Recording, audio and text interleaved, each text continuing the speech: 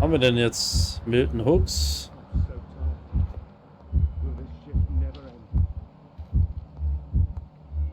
Da hinten ist doch jemand. Wer bist du denn? Good evening, sir. I'm Dr. Reed. I believe we're going to be colleagues. Reed? Yes, I've been informed about your arrival. I'm Waverly Ackroyd. Welcome aboard, I suppose. Does my arrival inconvenience you in some way, Dr. Ackroyd? Let us just say that I don't particularly share Dr. Swansea's enthusiasm for hiring you. What we need here are reliable professionals, not overrated dabblers. Hey, Kollege. Haben Sie ein Problem mit mir? If you have a problem with me, Dr. Ackroyd, please feel free to tell me. Dr. Swansea has imposed your presence on this hospital without asking anyone's advice. The benefit of his position. But I don't agree with it. I know we've never met before, but I believe this hospital could use all the help it can get. You will agree with that, I'm sure. Oh, but I have heard about you, Dr. Reed. Of course, you can't say the same about me, since I have not wasted my time courting the press. Oh, Kollege, ey. Kein Grund für derartige Anfeindungen, echt. There is no need for such animosity between us. Don't you think the epidemic is already enough to deal with? That is one point we could agree on. And that is precisely why I want to be sure that you will be of help to this hospital, instead of a burden. Alter, okay. Über das Pembroke Hospital. Since your tenure in this hospital is longer than mine, perhaps you can tell me more about this place. Let's just say I'm tired of the carelessness around me. I have always respected the skills of Dr. Swansea, but over time his enthusiasm has become displaced. Carelessness? Exactly what are you talking about? We're here to save lives. The people who trust us are not volunteering for experimentation. They're here to be healed. I don't intend to run any radical experiments, Doctor. Even if I, as any good practitioner should, express an interest in pushing the boundaries of medical research. Modern medical methods were created through audacity and ego. But there are rules in our line of work, and they're here to protect our patients. Okay. Waverly hält nichts von den modernen Methoden der Medizin. Ah, so ein Alter. Aber ey. Harvey Fiddick. Oh, okay. Das ist der Typ, der den gar nicht richtig angeguckt hat, ne? Die Gedanken zu Stricklands Forschung. Tell me, Waverly, what do you think of Dr. Strickland's enthusiasm for his experimental research? Strickland is playing with his patients' lives for pride and glory. Now that, sir, is unethical. Are you thinking about something in particular? Harvey Fiddick needs delicate surgery. I believe we should stick to the usual procedure, but my young colleague obviously disagrees. Beeinträchtigt die Rivalität ihr Urteilsvermögen? Weshalb wollen Sie den Eingriff vornehmen? Why do you wish to lead this surgery? I strongly believe that Mr. Fiddick should not be butchered to test an unproven procedure.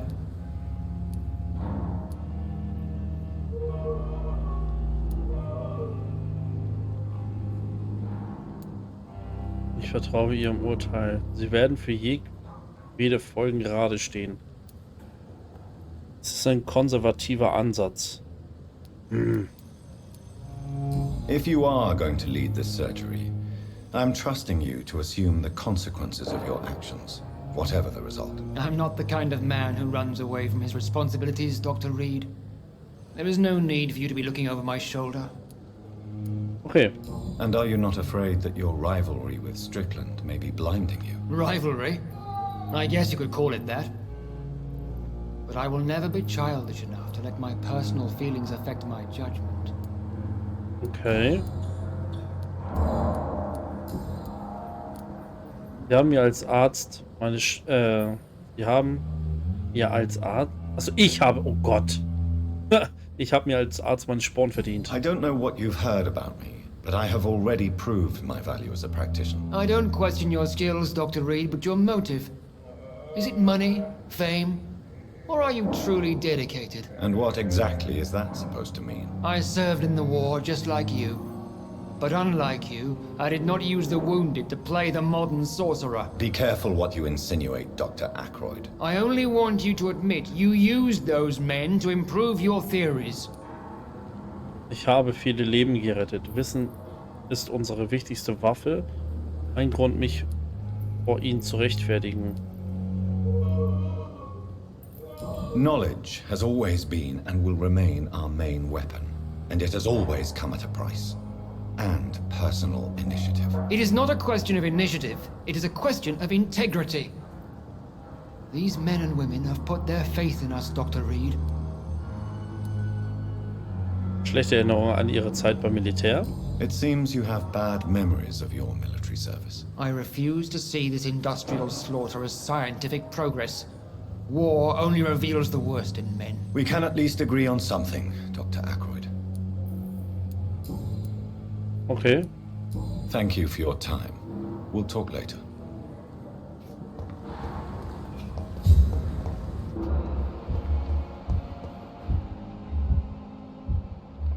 Okay. Wir müssen noch irgendwo 2 Leute sein. Rakesh.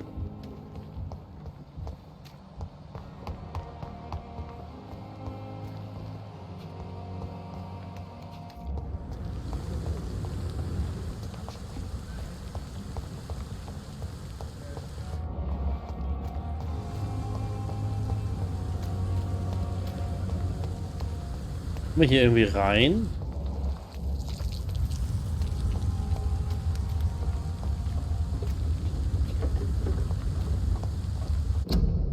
Schließen Sie sich den Truppen an. König und Vaterland, das kennen wir.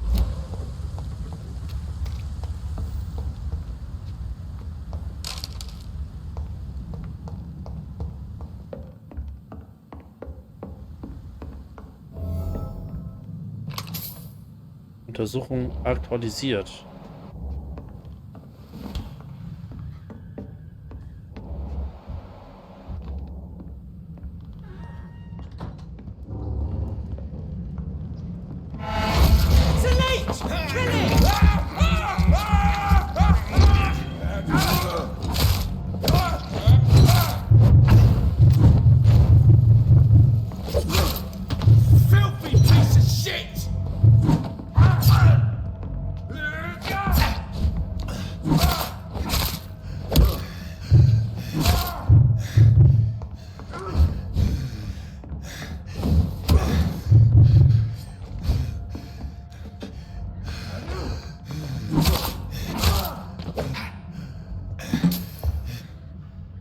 Okay.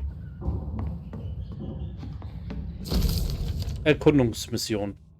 25. Oktober von Befehlsstand der Wachen von Privian. An East End Patrouillen. Betreff Vampiraktivität, Krankenhaus, erkunden, untersuchen. Vor 3 Tagen hat einer unserer neuen Rekruten ein Gerücht über eine Vampirin vernommen, die sich im Pembroke Hospital, Londoner East End verstecken soll. Wir kennen nun ihren Vornamen, Thelma. Ihr habt die Aufgabe, euch unauffällig dorthin zu begeben, alle verdächtigen Aktivitäten bezüglich vorgenannter Blutsaugerin zu beobachten und uns anschließend direkt Meldung zu machen. Wir werden dann entscheiden, was zu tun ist. Okay, das ist gefährlich für die Dame, ne? Wo haben wir sie denn? Da. Thelma leidet, okay. Thelma wird von Privians Spion verdächtigt, eine echte Vampirin zu sein. Oh, ganz, ganz gefährliche Nummer. Ganz gefährliche Nummer, würde ich sagen.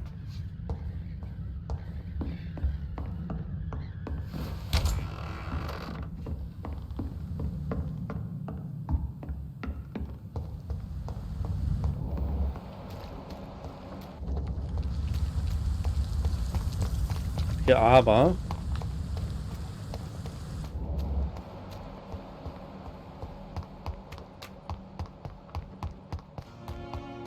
wir müssen irgendwo noch Leute sein, die wir noch nicht kennengelernt haben. Krankenhaus ist voll. Wegen der Grippe nimmt dieses Krankenhaus keine weiteren Patienten auf. Das Krankenhaus ist voll. Bitte kehren Sie wieder heim. Nett.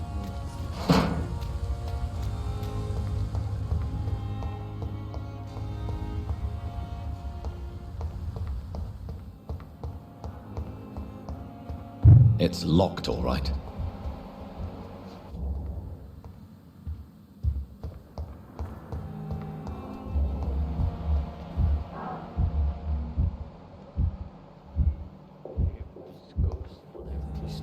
Hawkins. Good evening, Nurse Hawkins. Good evening, Dr. Reed.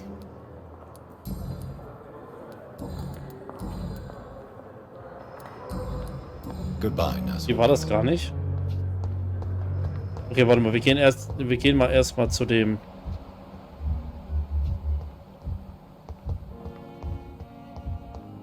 zum Krankenwagenfahrer.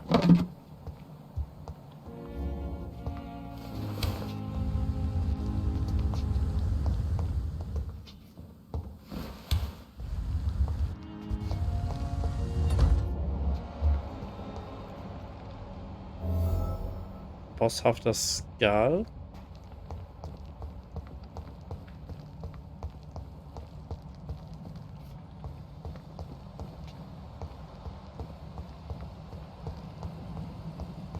Was haben wir hier noch? Nix.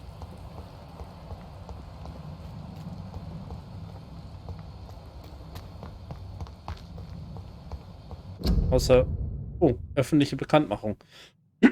Präventivmaßnahmen zur Bekämpfung der Grippe. Spanisch. Bedecken Sie sich bei jedem Husten und Niesen, Nase und Mund mit einem Taschentuch. Gehen Sie zu Fuß zur Arbeit. Kein Spucken. Trinken Sie nur aus Ihren eigenen Gläsern und Tassen. Meiden Sie Menschenmengen. Gehen Sie bei Krankheitsanzeichen sofort zu Bett und rufen Sie einen Arzt. Anfertigung einer Maske. Nehmen Sie ein gewöhnliches Mulltuch mit den Maßen 8 x 16 Zoll. Falten Sie es zunächst auf die Maße 8 x 8 und anschließend 8 x 4 Zoll. Die Schnüre in jeder Ecke sollten etwa 10 Zoll in die Länge betragen. Legen Sie Ihre Maske, wie in der Abbildung dargestellt, über Mund und Nase, im Auftrag der Gesundheitsbehörde.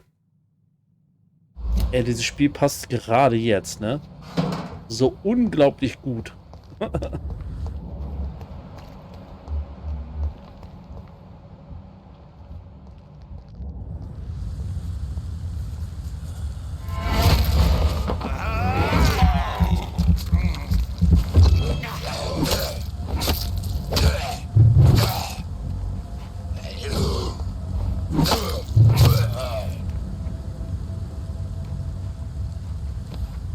Ja.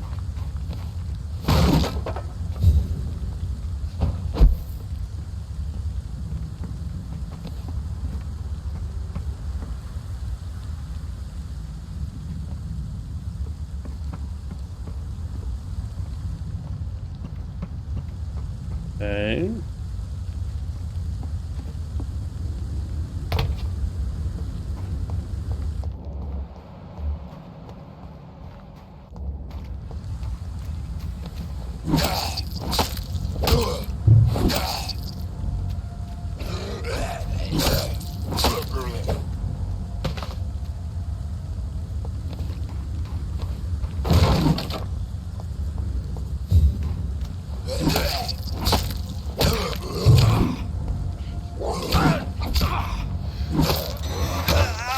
Au, au, au, au. Nein, nein, nein.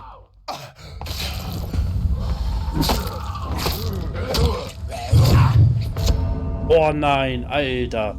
Die 2 Stück waren ein bisschen heavy, glaube ich. Uiuiuiui. Was war das denn?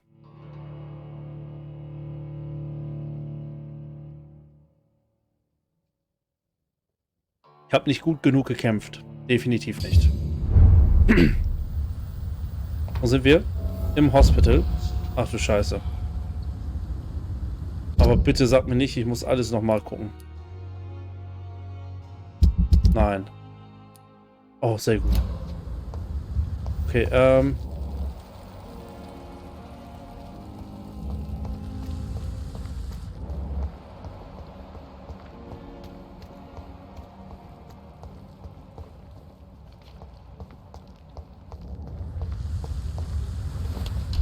da ist ein Schrank, den ich einfach mal übersehen habe. Irgendwas habe ich hier übersehen. Ah, das war das Plakat, was ich übersehen habe.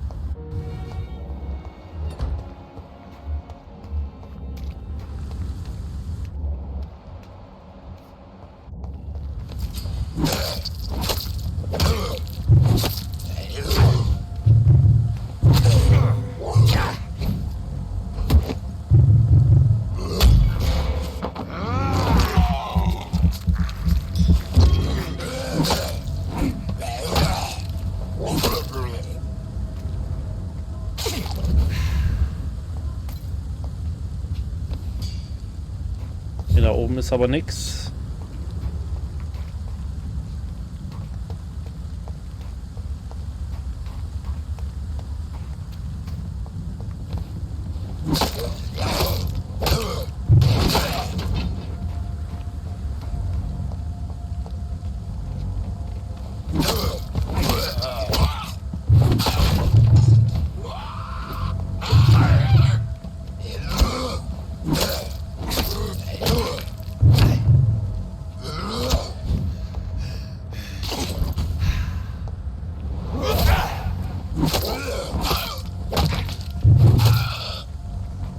Oha.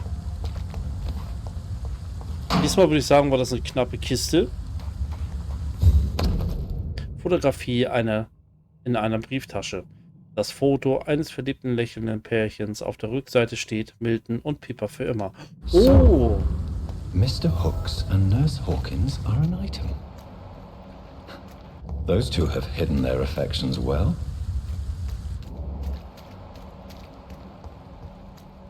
Ich würde sagen, gut zu wissen für uns, ne?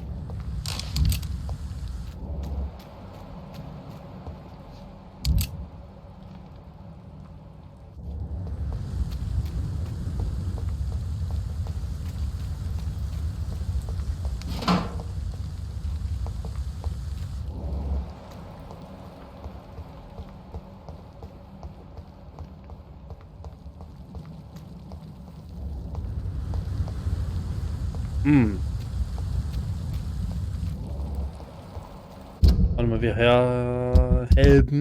wir haben ja dann auch neue Hinweise eigentlich, ne? Ne, haben wir aber nicht.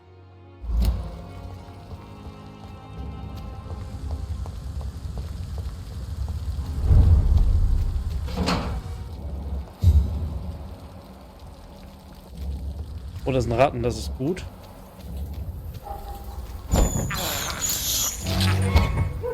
Ein bisschen Blut kann gut tun.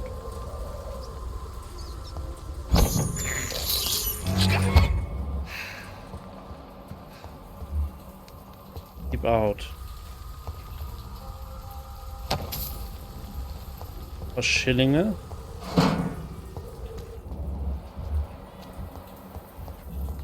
Okay, hier komme ich glaube ich nicht so weit.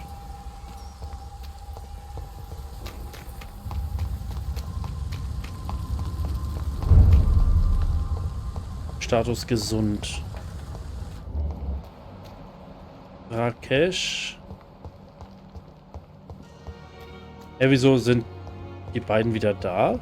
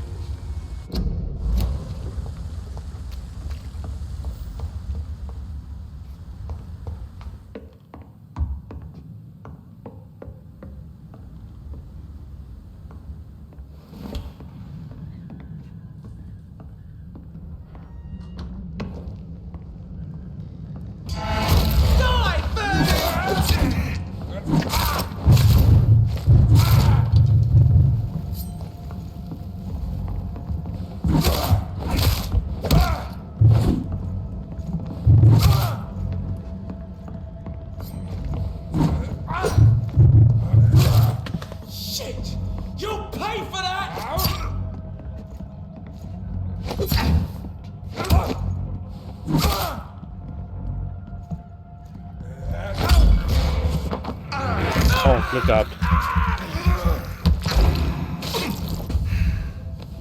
Ein bisschen selber heilen.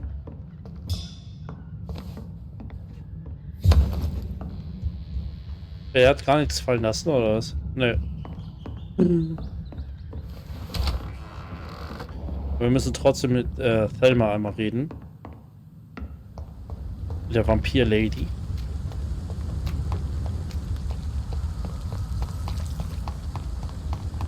Und das sollten wir auf jeden Fall schnell tun, vielleicht.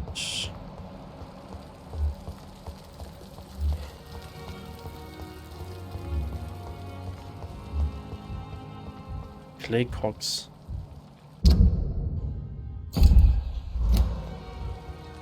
Und mit dem würde ich auch gerne noch mal reden. Er scheint ja mal von irgendwas ein Anführer gewesen zu sein.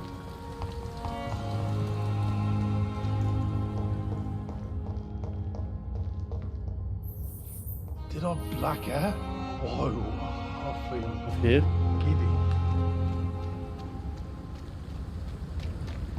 giddy. Schade.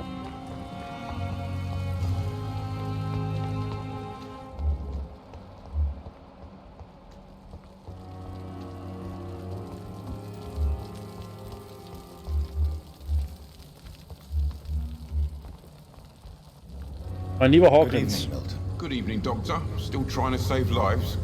Mhm. I have some good news, Milton. What?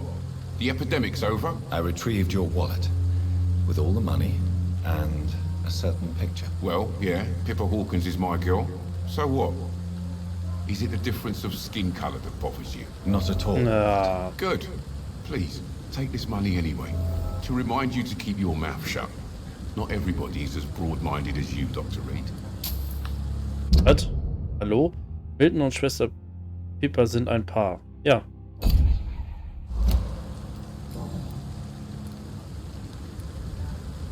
What's going on between you and Nurse Hawkins? Pippa's tired.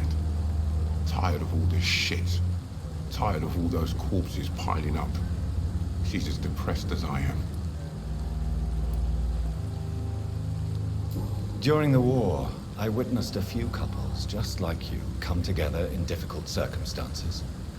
It can be very damaging. Maybe you're right. But we support each other. And that's all that matters. Naja, kann schwierig sein, ne? You do realize you could both get fired. Hospital staff are not meant to have intimate relationships with one another. Come on, Dr. Reed. Do you know how many rules are broken in this hospital every day just to keep it running? There's nothing wrong with what we're doing. Tell me why you're extorting money from some of the patients here. If a patient wants a bed, he'll have to pay me a little fee. That's all. Where did you get the idea for such an immoral scam? Funny you should ask. The first time it was from a patient who bribed me to get a bed. It's only then I realized I could make a fortune. Admit it. Nurse Hawkins is more than your lover. She's also your partner in crime. Of course she is. How else could I tell which bed is free? I need to know that. Have you no shame? Don't you see this city is crumbling down? Today people are ready to pay to get a hospital bed. Tomorrow we may be fighting for food. Alter, ganz, ganz schwierige Geschichte. Why do you have such a mediocre reputation among your colleagues, Milton? Fuck them. Nobody knows the horrors I've seen since working here. This city was sick long before the epidemic, Dr. Reed. I know it's a difficult task, but correct me if I'm wrong. Is this not the job you are paid to do? I've seen babies left to die while their brothers were properly fed. Underage girls and boys sold to all manner of perverts. I'm sorry, I don't know what to say. Yeah, exactly. We lack words. So excuse me if I don't look on the bright side of life. Ja. I'd Schwierige like Sache, to ne? see your goods. Wise choice, Dr. Reed. A reliable gun is what everybody needs these days. Kann ich mir nicht leisten, ich bin arm.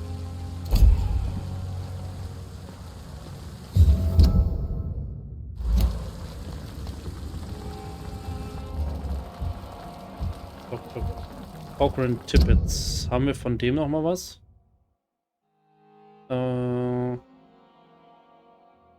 Ist überstrapaziert und legt aber seine Arbeit trotzdem nicht nieder. Milton. Da ist noch jemand unbekannt. Ah, das ist das Zimmer, in das ich nicht reinkomme, ne? Good evening, Nurse Hawkins. Good evening, Dr. Reed. Pepper, I know you're very close to Milton Hooks. Yes, Milton Hooks is my man. If you want to report me for that, just feel free, Doctor. I have no intention of reporting you, Nurse Hawkins. But are you aware of the risks? The rules say I won't be allowed to work as a nurse anymore. But here at the Pembroke, we break rules all the time. Is he worth the risk? Hey, I'm no perfect woman, and Milton is not the finest bloke. But we do our best to get by. That's all any of us can hope for nowadays. Ja, schwierig, ne? Medizinische Untersuchung RT drücken. So. Persönliche Frage. Milton cheats patients out of their money at this hospital, Pippa. Are you his accomplice? Yes, I am. Is this your definition of being useful? By abusing the sick and poor? No. It is my definition of getting out of this useless life once and for all. Why do you do it? Why not? Most of the sick who paid for a bed are already dead, or will be soon. Don't you see the futility of all this?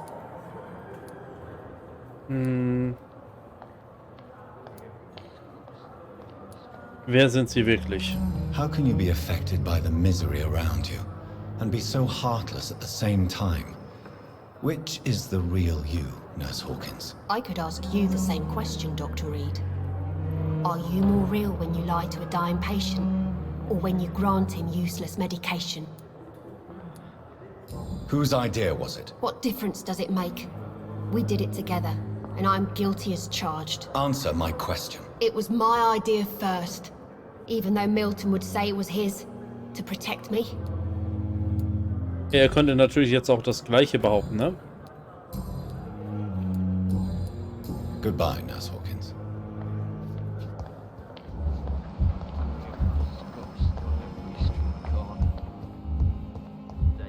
It's locked.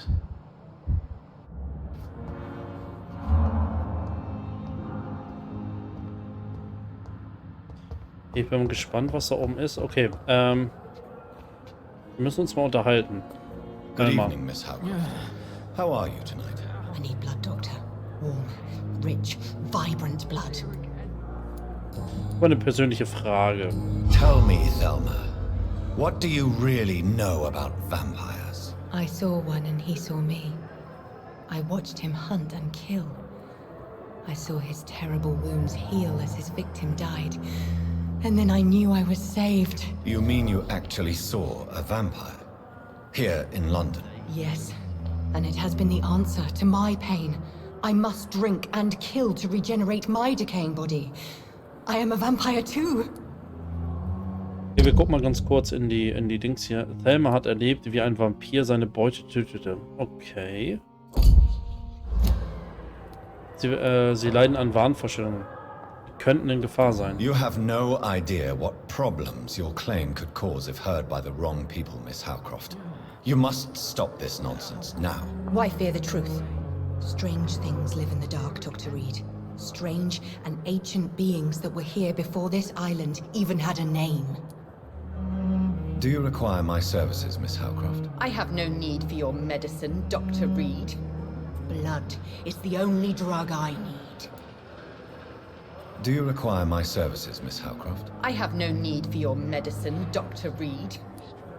Okay. I'll leave you, Mistress of the Dark, to your nocturnal activities.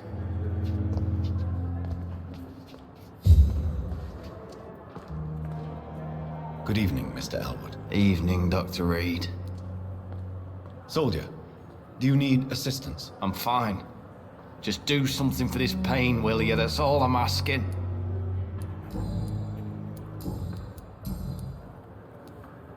How close are you to Miss Hawcroft? Are you aware that she thinks she is a vampire? To wait for her next nibble is the best reason to stay here. Every time she approaches my bed, she treats me like something tasty. A normal person. Aren't you afraid? She may hurt you if the game goes too far. She's quite harmless, I can assure you. Her head's broken inside is all. While I'm busted on the outside. But she's still beautiful. Living proof that there's hope for me. Okay. Für Tom ist es Thelma Hawcroft der lebende Beweis, dass es noch Hoffnung für ihn gibt. Okay. So do you let her bite you? You know that's not sanitary. And why not? She's only supping a few drops of my blood. And the pain, it's real for once. She could decide to bite less willing patients. Then it's another good reason for me to stay here, Doctor. You do realize she's mentally disturbed. It's called the Cotard syndrome. She truly believes she's a vampire. In her madness, she never refers to my scars. And frankly, if I could, I'd join her world. It seems much more fun than the real one. Ja, irgendwie. Manchmal ist das so, ne?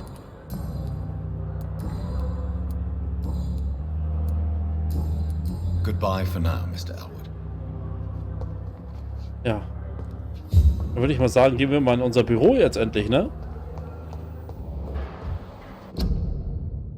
Husten Sie nicht in der Öffentlichkeit. Verhindern Sie Ansteckungen. Unbeachtet Spucken, Schneuzen und Husten verbreitet die Grippe. Sie verbreitet sich durch Tröpfchen aus Nase und Rachen. Husten Sie nicht in der Öffentlichkeit. Ich glaube, das haben wir schon gelesen.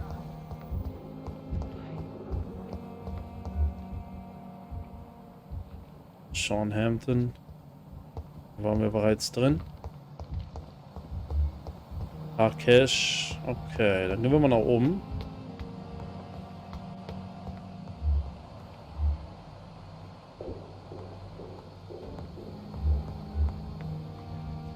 Edgar Swansea.